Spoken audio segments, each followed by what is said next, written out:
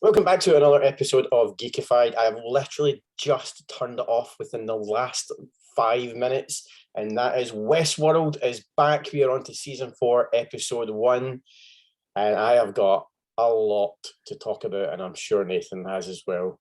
So it's Westworld.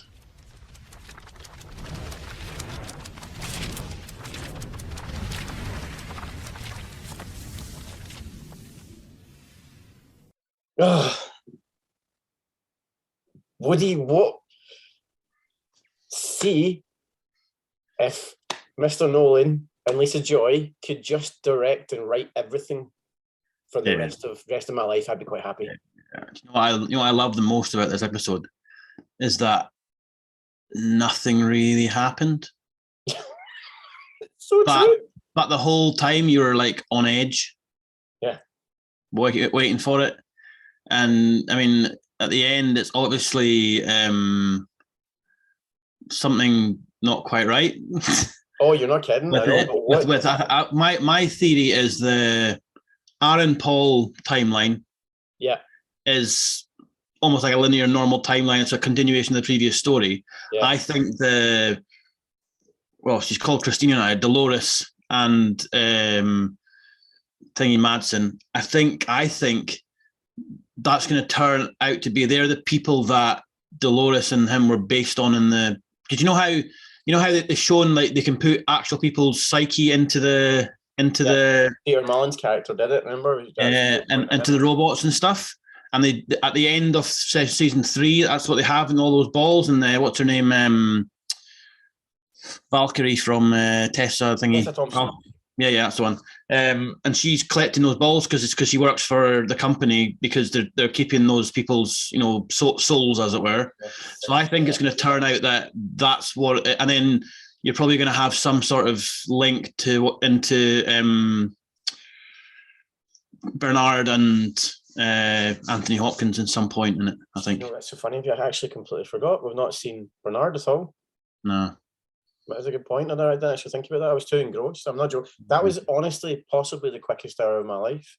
I was genuinely I was so engrossed and enjoyed every single bit of it. Just getting to see, these characters again after probably 2 years. I've just realised I've accidentally managed to put eyebrows on myself through Zoom. They're beautiful. I don't know how I've managed to do it, but it works. It's good.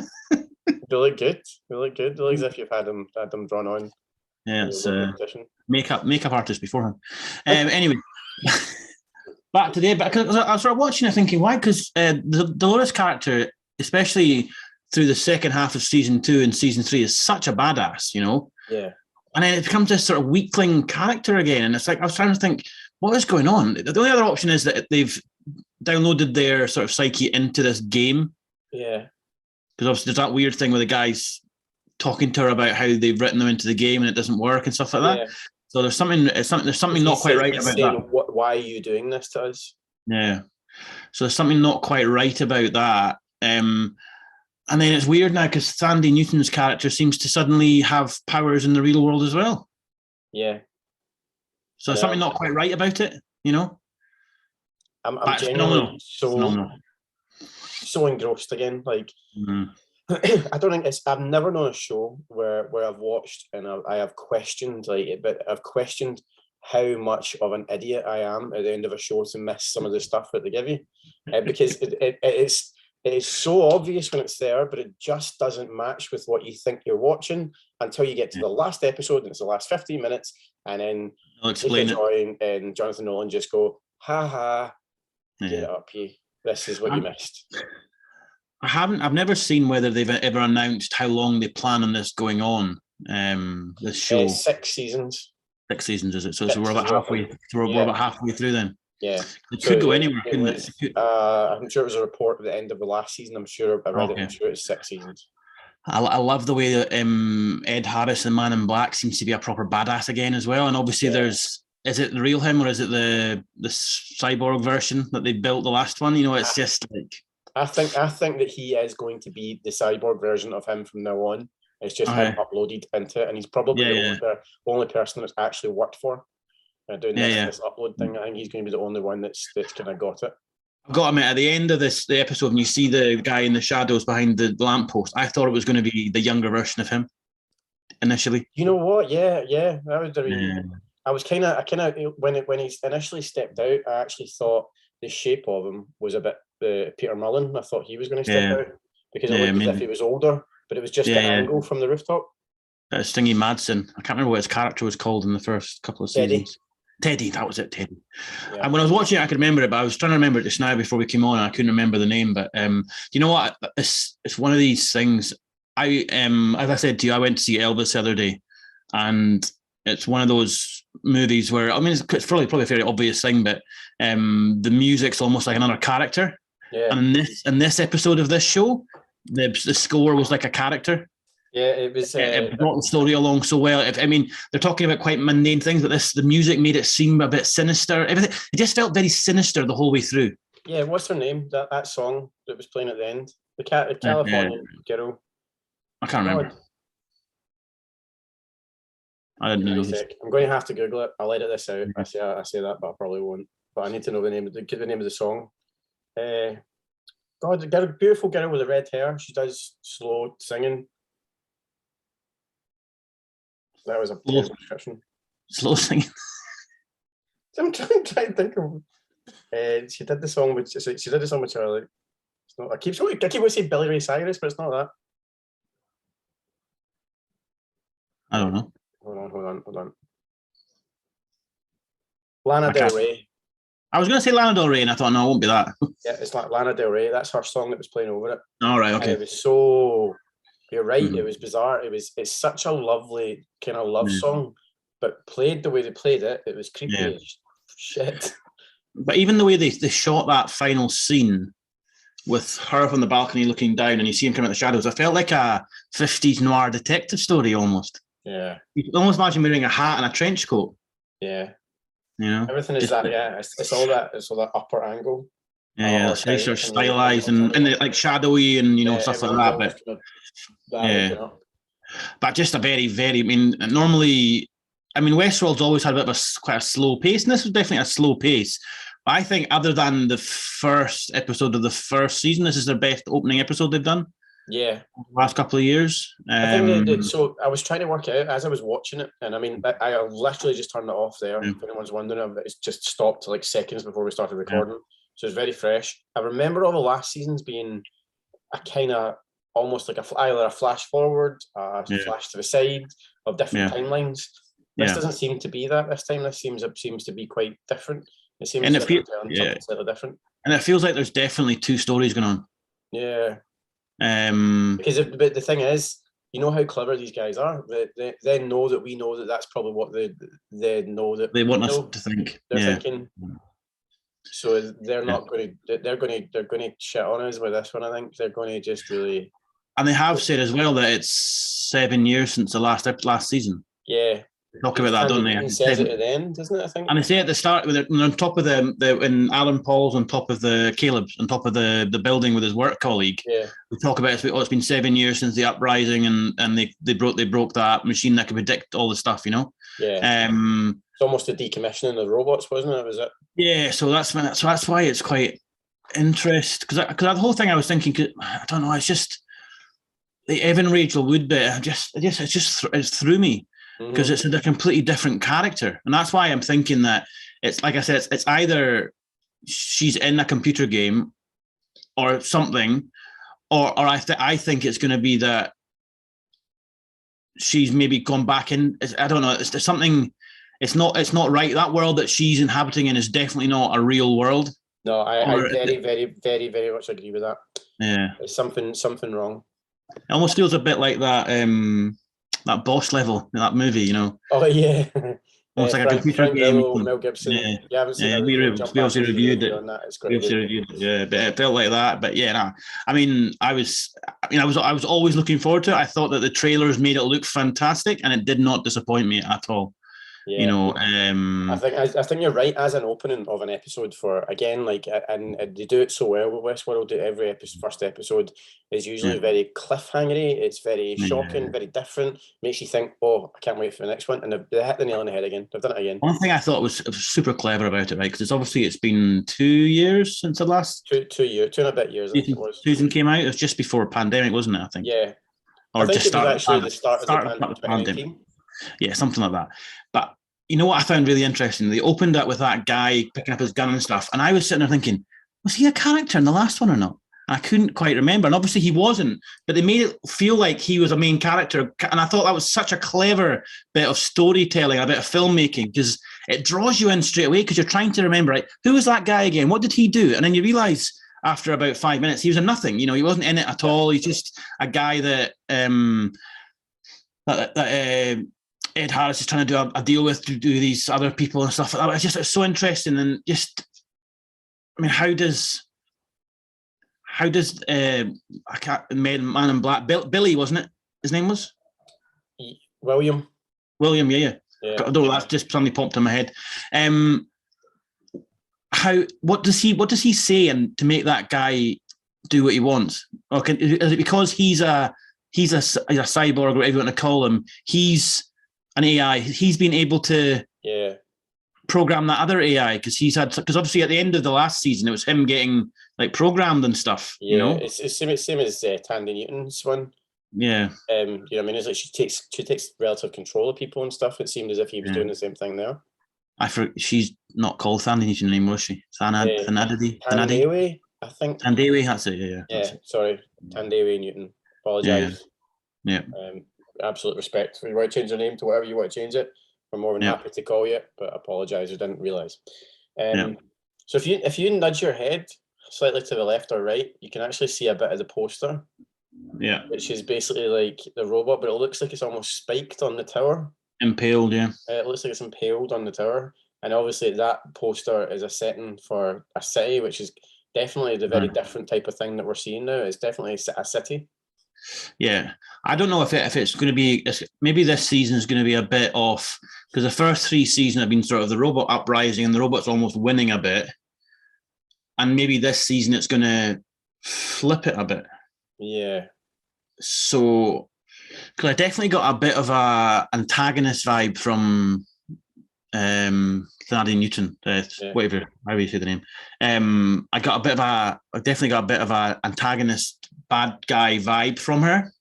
I've always felt that though. I've always felt as if. And I also thought, because it's like I said, it's just such clever filmmaking. The bit where Aaron Paul Caleb comes back and you see the little girl running about with the spud gun. I thought it was her daughter from the first 3 episodes. Yeah, things. no, that's what I thought as well. And it's obviously not, but it's just them being. It's a way of bringing you into the screen, isn't it? It's just very clever, like writing and filmmaking. You know, it's very. They're very good with. I don't know how to describe it, like familiarity of what you've already watched. They're very good at aggressively pulling back on a scene that you've seen without actually making you know you've seen that scene because they're so similar. Yeah. But I suppose that fits in with this like the way they mess about with the timeline quite a lot. It probably fits with that. Although I did read an article because I watched this. What day is it today? Tuesday. I watched it yesterday, last night.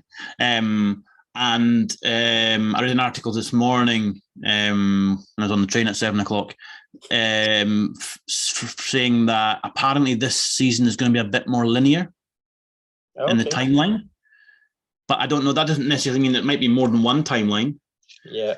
But it's going to be, because you know how like in the first season you thought it was all one timeline, but it turned into like 2 or 3. Yeah. And the second season second season was almost in a loop, wasn't it? Yeah, it started with Bernard on the side of the lake, and it ended with him there as well. You know, so I think this one might be. I think there's going to be something really mad's going to happen. So it's going to be something like the Dolores timeline is going to end up being before the first season, or something really weird is going to be. Do you know what's so funny? We've watched the last 3 seasons of this show, and we've discussed the story. What we've actually talked about for the last 10, 15 minutes now is the writing of how well they're going to change the story, and what we're talking little bits about the story, but we're actually more discussing how they're going to trick us and how they're going to, because that's what they've done so far, and then maybe the trick this time is there's going to be no tricks. Exactly. I know this could be part and parcel of what comes up next. It's so Jonathan Nolan is Christopher Nolan's brother, right? Yeah. Yeah, and he writes it more like show runs it, doesn't he? Doesn't really direct. They write together as well. So I think obviously Christopher Nolan's uncredited most stuff. I think The Prestige. I think he wrote and Christopher Nolan directed. I think you're right. It was definitely one of them. Yeah, but we definitely collab out of credit on IMDb anyway. And all that. But this honestly, Westworld. If you don't watch Westworld, I'm assuming you probably won't even get to this part of this review if you've not been watching Westworld. I don't know why I'm saying it, but if you haven't watched it, watch it. It's honestly one of the best TV shows around now. It's the best one around. I think I remember when it first came on, because it sort of the first season was round about season 7 or season 8 of Game of Thrones, and it was being billed as this is what's going to take over from Game of Thrones, as the biggest show in the world, and it never quite hit those heights, possibly because it's a bit less popcorn TV, Yeah, it's a bit more cerebral, yeah. So, but then I think over lockdown and stuff, especially shows like Succession came to the fore, Ozark, which are thinking man's television, So maybe it's going to pick up now a bit more. The thing about this, which I find amazing, is Aaron Paul is by no stretch of imagination a great actor. He's okay. He's not great. But even his crap acting doesn't. It's not out of place in this because of how well he's directed. I very much agree, because I think he managed to hit just perfectly with Jesse in Breaking Bad, because he was very much like that character. He just managed to fit it very well. But I've seen him in quite a lot of other productions, and he's not amazing. And that's not to say that he's a bad actor, because obviously he's doing something right with the stuff he gets. But he's not like the boy's not going to win an Oscar. You know what I mean? It's never going to happen for him. But this character is really good. It fits really well. Everything seems to fit. Is that just good directing, a lot of it, or is that good casting? Or I think it's probably a bit of both. A bit of good directing, and I think that he doesn't say a lot. Yeah. And I mean, he's supposed to be a bit of a kick-ass because he's like ex-army, isn't he? But which he has been. In the last season, especially. Yeah. He knew his way around the guns and the weapons and stuff. So yeah, it's going to be. I think it's just this one. He's very sort of understated and I just realised something. What? So the bit where he's out and his daughter goes to get the teddy that's dropped out in the ground, the guy isn't trying to kill Aaron Paul. No, I kill the daughter. He's trying to kill the daughter. So maybe it is that girl. There's something not quite right about the wife, I thought. No, I know. As well, which is why it's just why I wouldn't be surprised if this is some sort of simulation again. Maybe the man because obviously the Westworld towards the end of the first season into the second season, it was all about the man in black and him fulfilling his fantasy. Maybe this is his new fantasy and he's just doing it for himself now. Yeah, it could be something as extreme as that. I don't know. It's just very. I sort of remember at the end of the first season when they sort of first escape from Westworld. Yeah, it's almost like Anthony Hopkins' character has written it that way because he obviously wrote all this stuff. So I don't know if maybe that it links to that somehow. I know because they are saying to Dolores, girl, Christine. Yeah. I noticed she's called Christine. Her hair is a slightly darker colour. She walks a bit differently. She carries herself a bit differently. Seems a bit more timid. Different character altogether. Which is why I've got this idea that it's going to turn into maybe Teddy will end up being Anthony Hopkins. When he was younger or something. But it could quite easily be something like that. Yeah. Maybe I'm. Because it's because of the nature of that show that you're always expecting something like that, and like you said, it might just be that this time the trick they're going to do to keep you enthralled is not to have any of these tricks in it. Yeah, it was nothing. Imagine that. I think, you know what? You're going to get these absolute diehard asshats who probably would hate that. They'll probably despise it and say, "Oh, it's just lazy writing." But when actually it's probably quite clever writing if they decided to flip it on us. I mean, the thing that it sort of saved my last few weeks because I've been very disappointed in a few TV shows that I was really looking forward to. Umbrella Academy. Name and shame. Umbrella Academy's not been great so far. The boys, I think, it's been a damp squib. You know, it's not. They've put all their thought into trying to shock us rather than having a good story. Mm-hmm. The only good part about this season of The Boys is Homelander. The only good bit about it. But he is the backbone of the show. Yeah, but the rest of it is awful. You know, I thought they were going to make what's his name, Gus Fring's Esposito's character a big bad, and they just got rid of him really quickly for no reason. Just really disappointed in it. And then Obi-Wan Kenobi, which it wasn't necessarily a script story point of view, but the way they made that show made it not the most interesting best thing to watch. Yeah, I'm not 100%. We'll get to Obi-Wan Kenobi. I don't think there's enough of us to kind of do the review. It would just be me and you again, and I don't really like it. So no, it's not that I don't like it. I just think they tried to reinvent the wheel with it, and they didn't need to try to be too art house with the way they filmed it, and it doesn't. It's not what Star Wars is. I will possibly get to watching it, and then we can maybe discuss it because, like I said, I'm not a good fan. I think it's interesting, but you've watched all the Star Wars, so you'll understand. Yeah, I think it's one of the reasons why obviously you were involved a lot in this channel was the fact that you didn't have a lot of pull towards any comic book stuff. No. So you had a really good objective view as just a normal person who doesn't know that. So that's so this is flipping it for me. I don't know a huge amount of Star Wars. Yeah. So. It's just I think it was a style thing for me that ruined it. And then like the other two shows I've been incredibly disappointed with, and I was so excited for them. But this is just reaffirm my faith in American television. Yeah, I think we'll hopefully get to Umbrella Academy. You might get a review out of us soon for that once we get through a little bit more of it. And The Boys, you'll definitely get a review out of us for The Boys. So that's still to come. But I'm going to fully agree with you. I'm going to say that this is possibly from the first episode of a show that I've watched this year. This is easily the best. I know a lot of people don't like the weekly episodic release of something, but I think this sort of show is perfect for that because you got to think about it so much. So all week this week I'm thinking about next Monday. Exactly. And we are going to try our best to try and make this. We're going to try and do a review of every episode. We're going to try our best to do it. And it'll be 10. I'm sure it's 10 episodes I read the whole season. Hopefully for the next 10 weeks you'll get me and Nathan giving you a wee summary, a wee stories. We'll probably go back and look at some other stuff. I'm not going to go too in deep like some of our other episodes where I use clips and stuff, but we're going to just really discuss it. And obviously it's going to be on our podcast as well. If you've not subscribed to the podcast, just go straight over. It sits on Buzzsprout, but it's also available on Spotify and Apple Podcasts as well. But hopefully every single week after the episode, we're going to get at least two of us having a good discussion about how bloody awesome it is. Fucking good it is.